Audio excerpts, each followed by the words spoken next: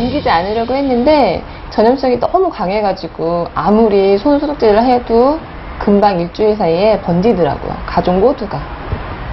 그래서 고생을 많이 했습니다. 6살짜리 딸아이에게 처음 발병되었던 눈병이 온 가족에게 옮은 시간은 단 2주. 도대체 무엇이 문제였던 걸까? 눈병에 걸렸을 때 우리가 이제 생각해 볼 것이 두 가지가 있습니다. 그러니까 하나는 내가 다른 사람한테 옮길 수 있다는 거. 되게 전염력이 2주 정도 되니까 가능한 2주 동안에는 가능한 눈을 만지게 되면 반드시 손을 씻고 이렇게 깨끗하게 하는 것이 중요하겠고, 또 한 가지는 주변에 걸린 사람이 그 눈병에 걸린 사람으로부터 이렇게 옮지 않게 주의를 해야 되는데, 되게 그 평상시에 눈을 자꾸 손대는 알레르기가 있어 눈이 가려워서 만진다거나 이런 분들이 눈병에 걸릴 가능성이 많습니다. 그렇기 때문에 가급적 주변에 눈병에 걸린 사람이 있으면은 가능한 눈을 비비거나 눈에 손대지 않는 것이 이제 중요하겠습니다. 그때 첫째 아이가 걸린 거에 대해서 너무 대수롭지 않게 생각해서 그래서 이렇게 좀 옮는 게 더 심하지 않았나 싶어요. 시청자 여러분들도 다들 여름철 건강하게 손소독도 잘 하시고 하셨으면 좋겠습니다. 세균의 습격 두 번째, 코.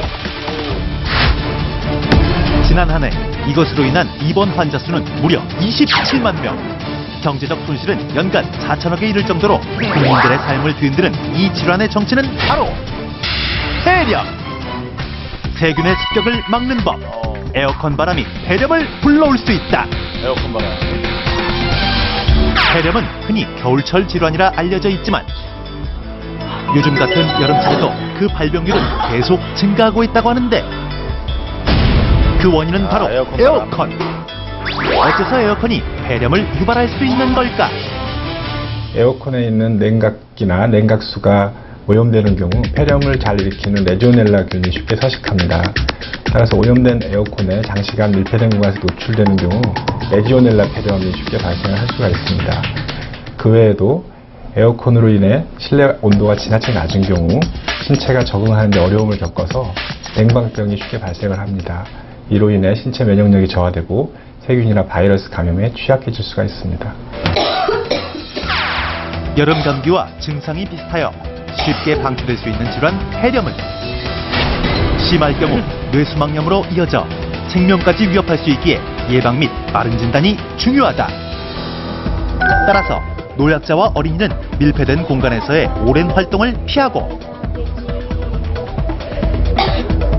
콧물, 기침,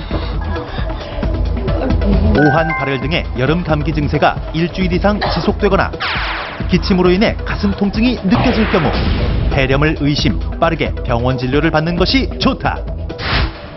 또한 폐렴은 백신을 통해 예방이 가능하니 65세 이상의 노년층은 폐렴 구균 백신 접종을 통해 건강을 지켜야 한다는 것을 잊지 말자. 세균의 습격 세 번째, 입. 어느 가족의 즐거운 저녁 식사. 그 후 그들에게 남은 것은 바로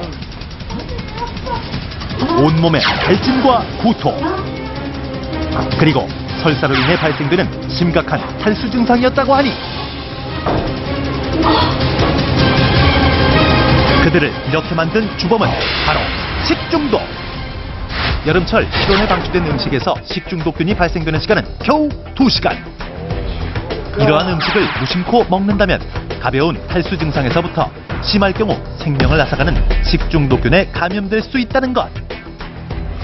이뿐만이 아니다.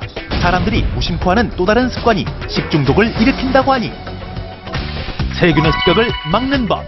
식중독을 피하고 싶다면 냉장고를 맹신하지 마라. 여러분 가정의 냉장고, 음식물 창고처럼 방치되고 있지는 않습니까?